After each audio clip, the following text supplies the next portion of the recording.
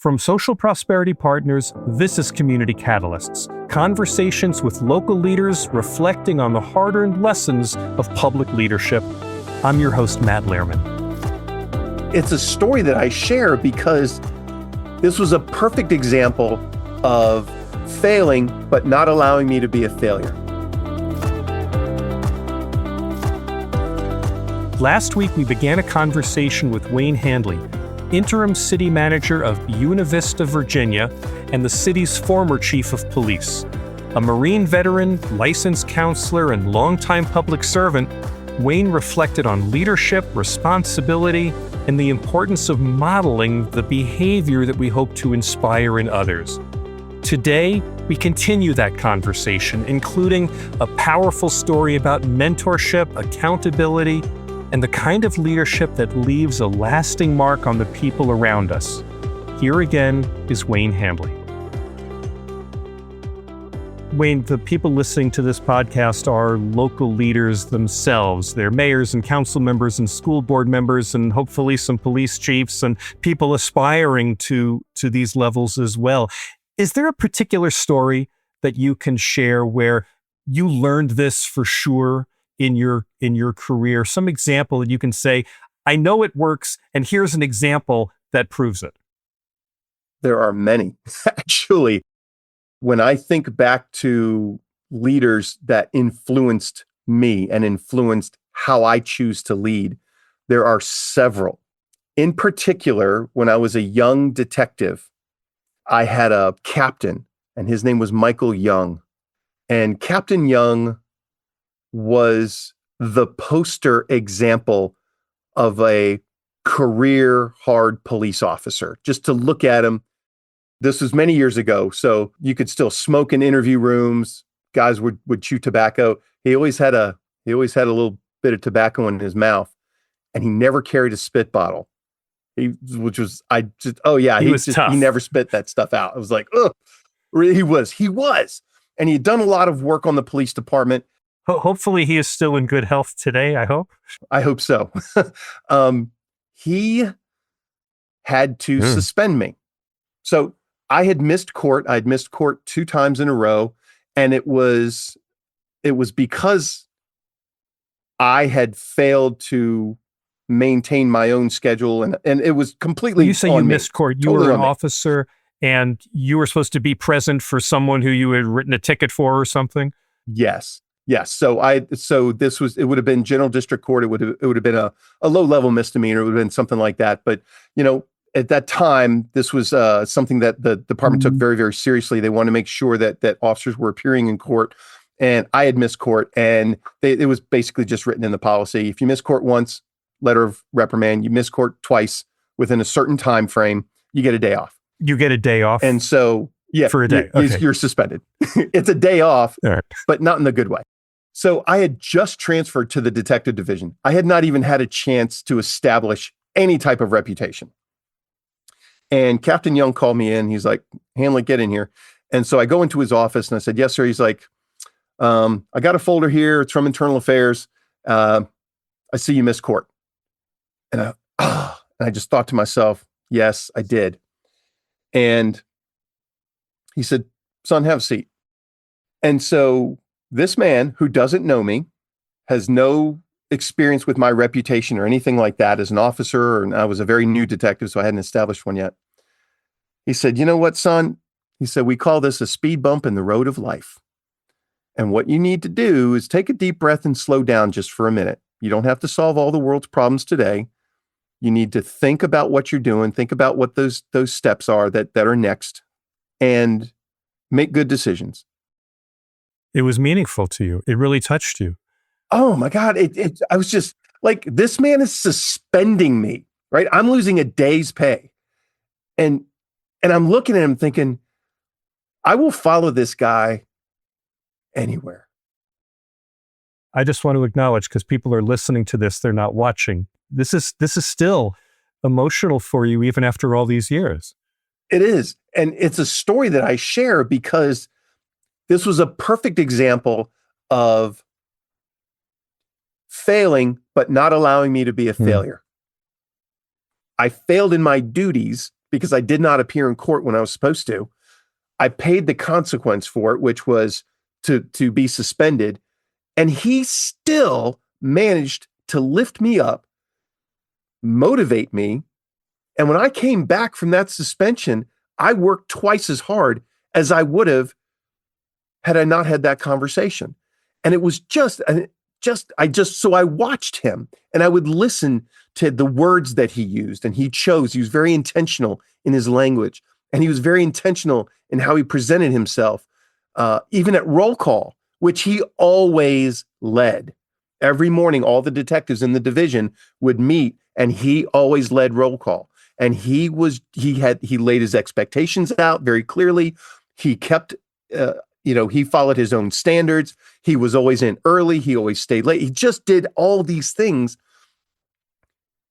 And you knew that he cared about what happened to you.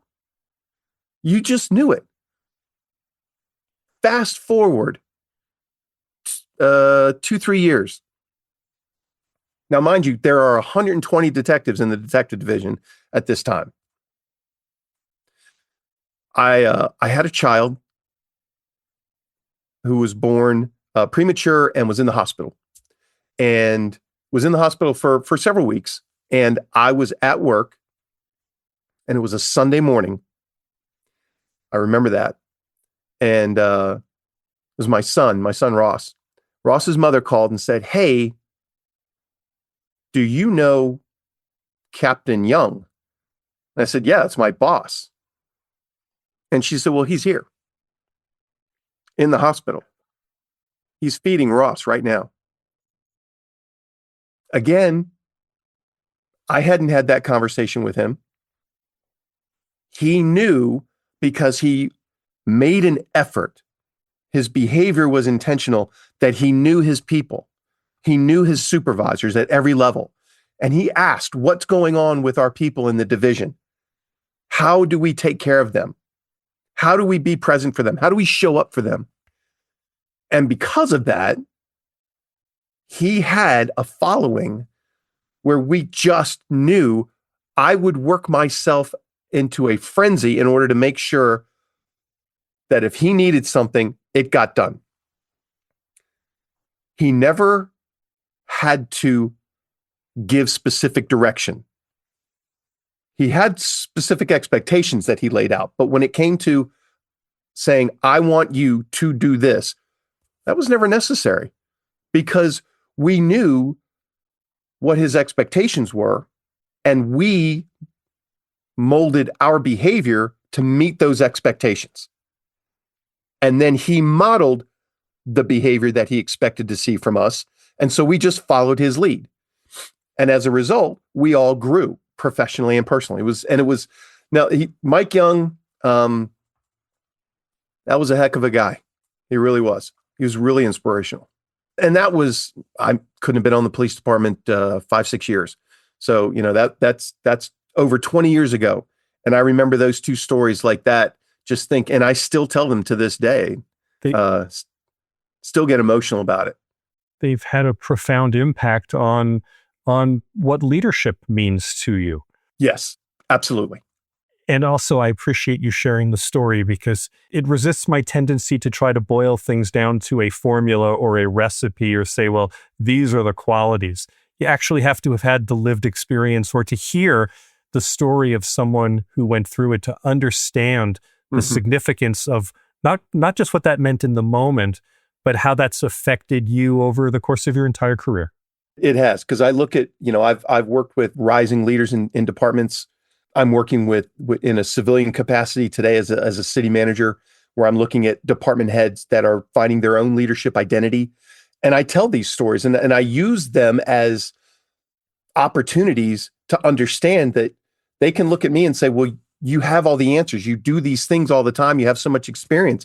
Yeah, well, I had to learn that somewhere, and you will too.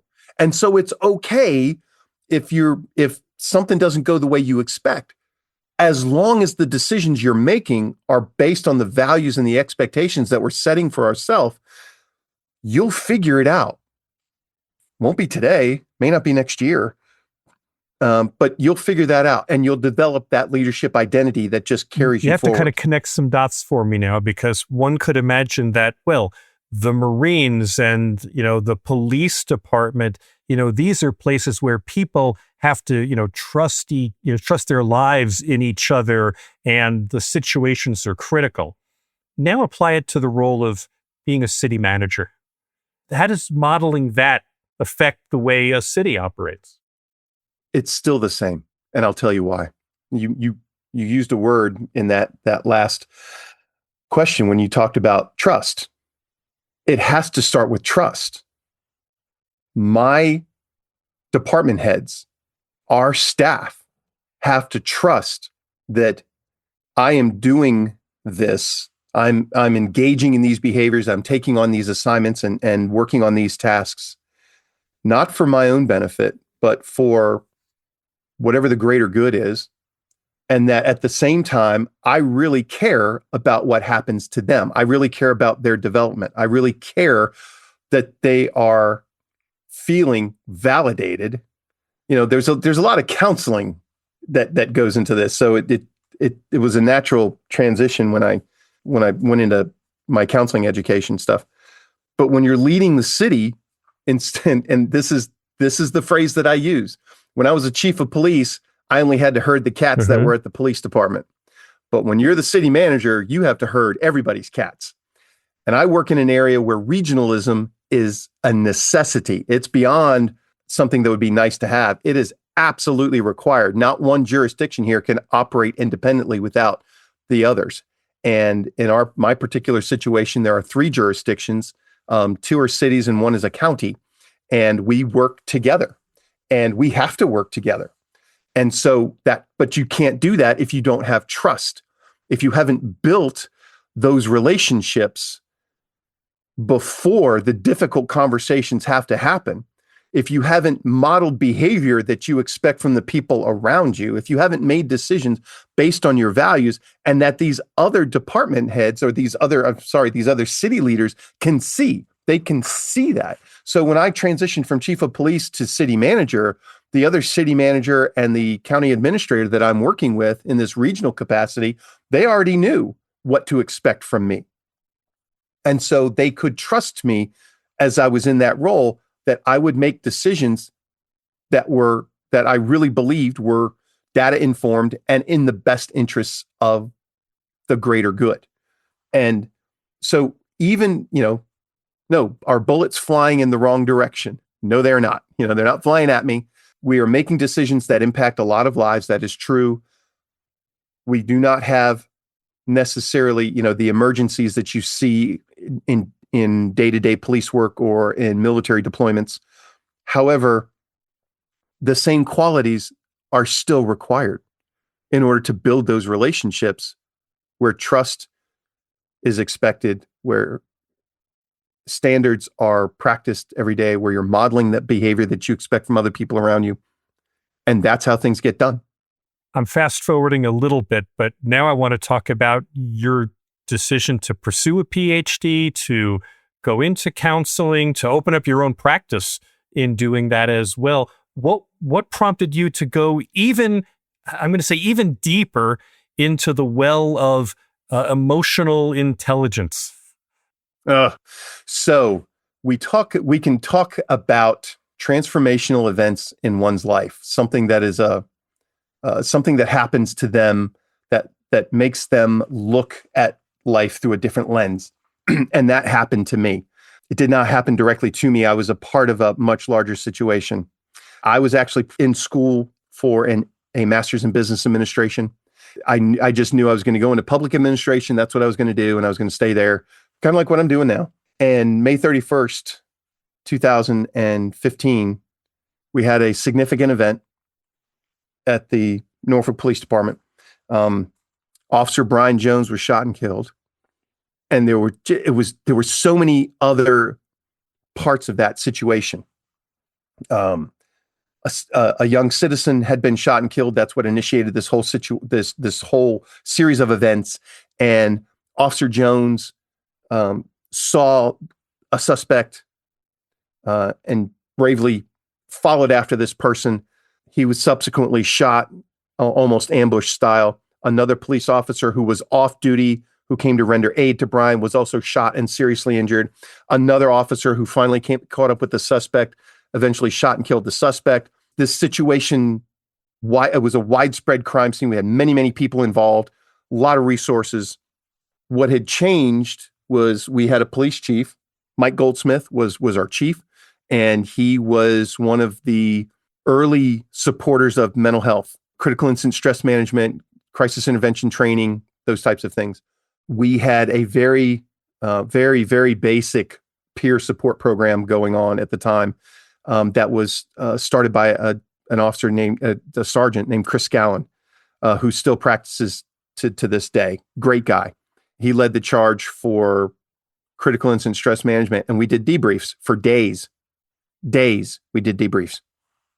And I knew, watching these officers and their family members literally transform right in front of you when they would start to share their own stories.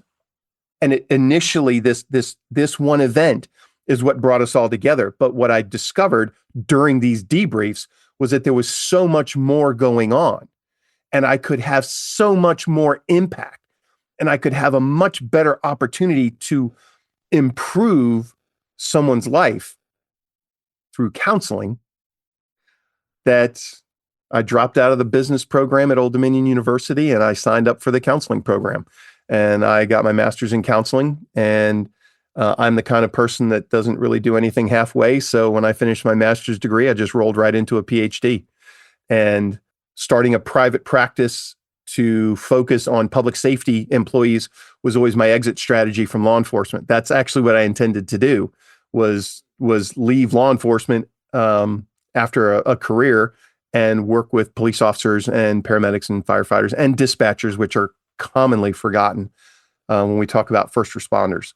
And so that is still something that I am working on. That's still something I do, even while I'm still serving as a city manager. This is a theme that has come up repeatedly in the more than now 100 episodes that we've done of the podcast. In fact, the second person I ever interviewed on the podcast was Police Chief Rudy Mendoza from the Tolleson Police Department, which is here where I am in the Phoenix metro region. And he shared a statistic then, which I have found numerous times, that says something like people who work as first responders, after 20 years of service, when they retire, that their average life expectancy is somewhere on the order of, I think he said 6 years, you're flashing 5. But it's markedly lower than other municipal employees who might have worked. And now this is, again, someone who joined the force in their 20s and retires from the force in their 40s is going to have a 6-year lower lifespan. And the chief at the time explained why he was in therapy, and he had made it his mission to get all of his officers into therapy.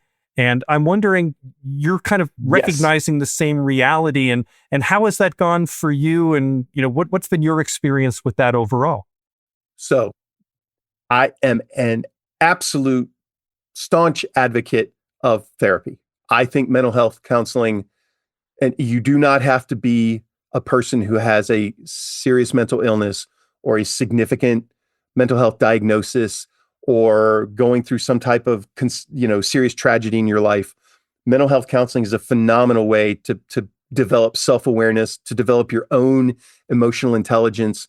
It really is. And the purpose of a therapist, what they exist for, is not to give you advice. It is to help guide you. You have all of the answers. There's just something that's blocking them. There is something that is clouding your ability to see the best way to be your best self. And so I advocate for this on a regular basis. As a matter of fact, when I was at the Buena Vista Police Department, one of the things that I encouraged was for people to not only engage in therapy, but you could go on duty. So, put yourself on an admin message, go to your therapy session, and then, get back out on the street. And the reason I did that was because, we advocate for physical fitness in law enforcement on a regular basis. and you work 12-hour shifts, and there's almost always an opportunity where, hey, it's slow right now. Why don't you go ahead and hit the gym? You can work out and you can build your muscles. But we don't advocate for that when it comes to mental health. And I do. And so that was one of the things that I was, if anybody wanted to do that, it was just authorized. I know that there are people that will say, oh, what happens when someone takes advantage of that? What happens when they go for an hour and a half or 2 hours and messages are stacking up? First off, start with modeling the behavior you expect. You'd be amazed at how many people don't do that. And second, so what?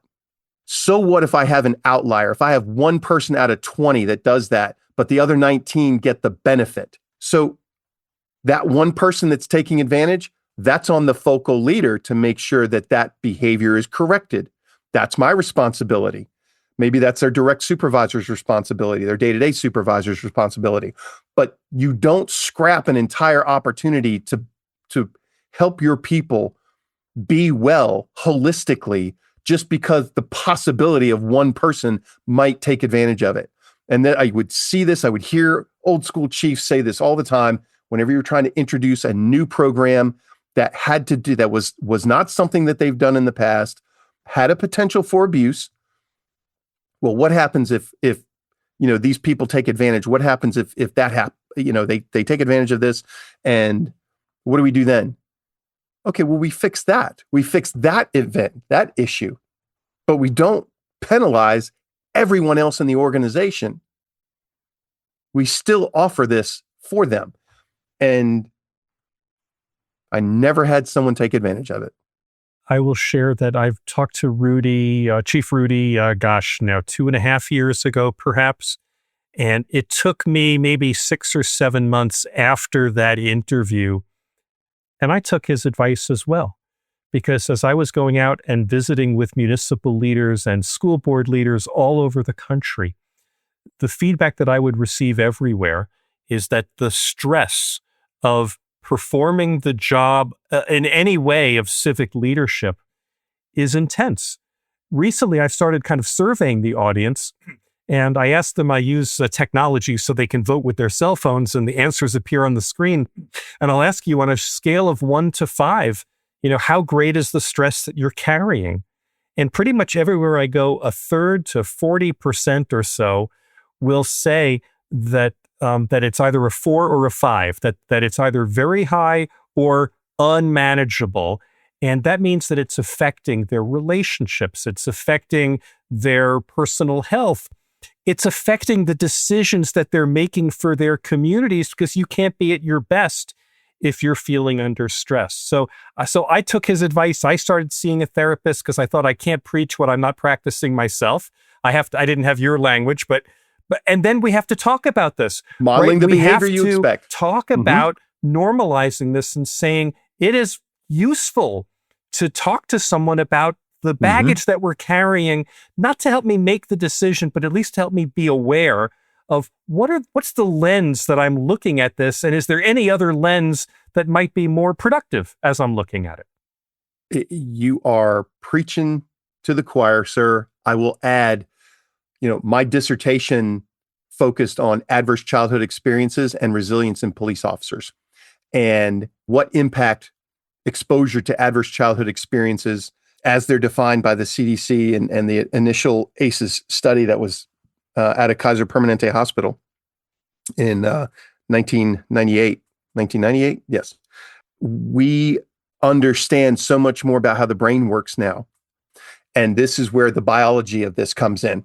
Your brain, the centers of your brain that sense stress and danger, do not differentiate between a gun in your face and a citizen screaming at a city council meeting about the potholes needing to be fixed. It is a matter of perspective. And so if your perspective is that is stressful, almost bordering on traumatic, that interaction, your brain doesn't know any different, and it treats your body the same way. So it activates what's called the HPA axis. It starts to release epinephrine and norepinephrine, and you have all of these stress chemicals flowing through your body. For anybody that's interested, For anybody that's a reader, Bessel van der Kolk has a book called The Body Keeps the Score, which talks about stress and how it impacts the body, how it impacts different systems within the body. And since the body is a system of systems, you can't have something happen somewhere that doesn't impact someone else. Robert Sapolsky out of Stanford University does stress research in stress response research in mammals, and has a great book called Why Zebras Don't Get Ulcers. And just there's so much that goes into this. And when you talk about the stress of municipal government leadership, police chief, city manager, public works director, HR director, does not matter. Each one of those areas of responsibility carries their own type of stress with it. And it's incumbent upon the focal leader, it's incumbent upon me as the city manager to one, know my people, know what their baseline is, and look for changes in that baseline. It doesn't have to be every day. Sometimes people just come in and they're tired. They just had a bad night's sleep, or their kids act in a certain way and they're in a bad mood. But when you see consistency in the change or the deviation from their baseline, you need to start asking questions. You need to start asking, hey, how are you? What's going on? And don't just settle when they say, oh, I'm fine. It's not a big deal. Ask. Right there, that goes back to the original concept we talked about of trust. Because if my people trust me enough to feel like they can come into my office and vent, I have this behavior when people come in and you can just look right at their face and see, oh, here we go. Something's about to happen. We're about to have a conversation. I physically take the things that are in front of me and I push them over to the side, and I will lean in to our conversation. Because I want them to know that they have my undivided attention. Because if they're taking the time to come share something with me and they trust me enough to share something with me, then it is my responsibility as a leader to pay attention and give them my undivided attention and to focus on what is happening with them at that moment. One of the lines I love to use in those conversations is, are you bringing me something that you are going to want me to make a decision about?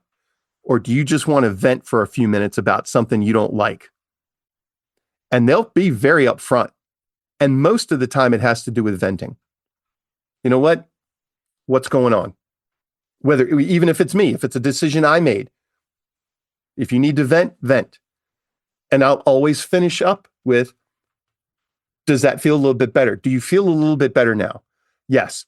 It didn't solve the problem necessarily, and it didn't make everything all right, but do they feel a little bit better? Yes. I have just built a little bit more interpersonal capital with them, different than the social capital I might build with an organization and a community, but I've also established a little bit more trust because I didn't push back. I didn't try to solve the problem. I didn't say you're wrong for thinking that way, because who am I to tell them they're wrong for their perspective? They have a belief system, a value system. That's part of what they are. That's part of who they are.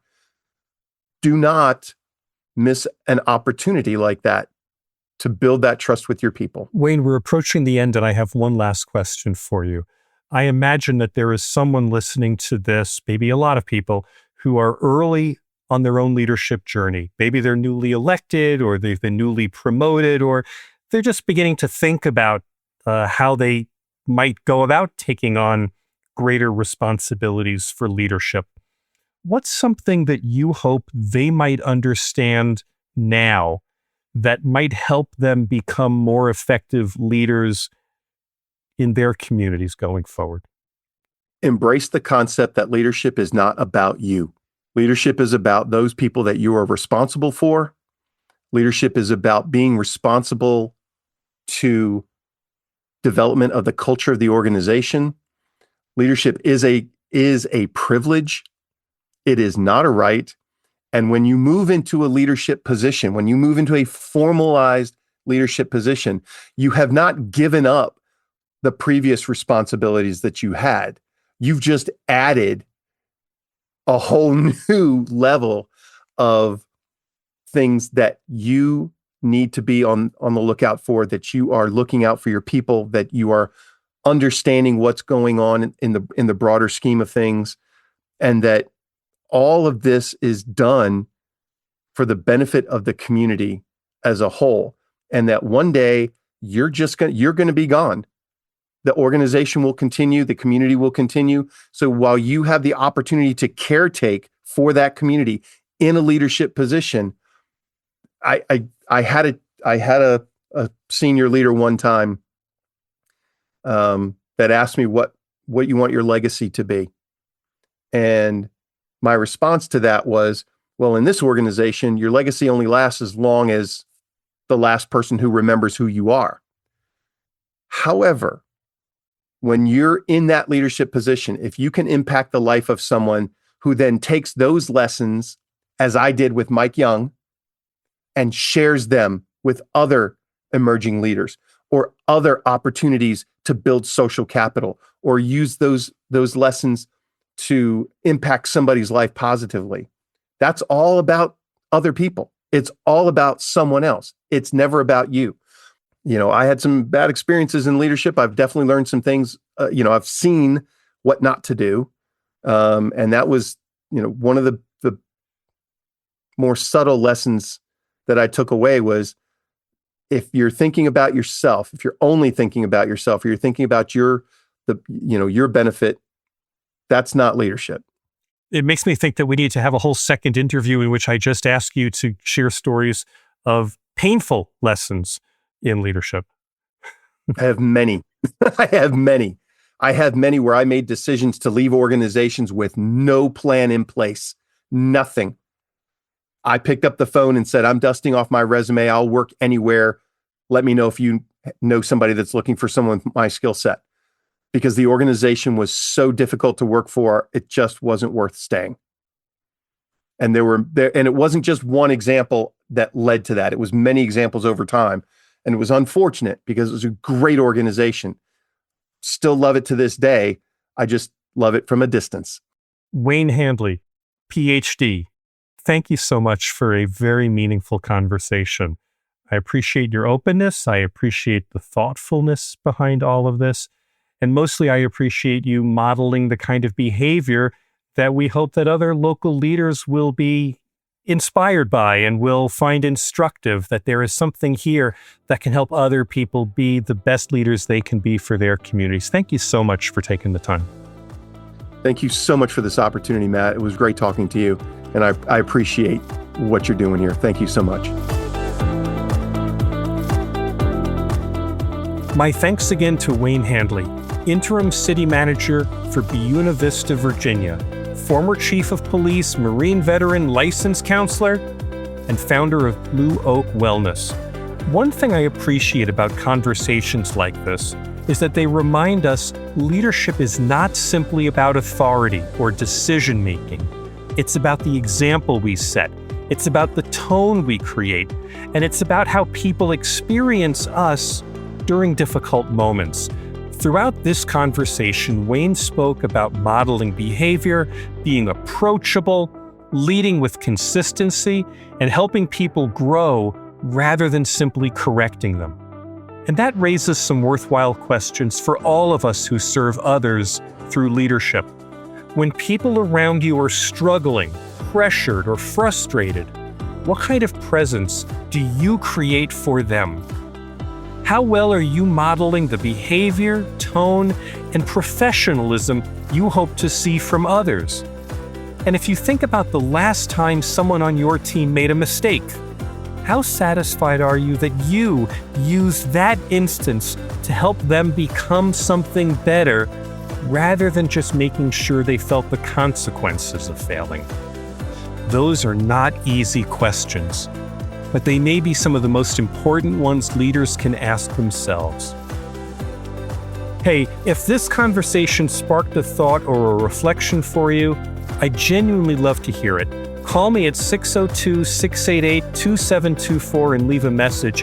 And if you'd be interested in sharing some of the hard-earned lessons from your own leadership journey, I invite you to apply to be a guest. You'll find the guest link in the show notes.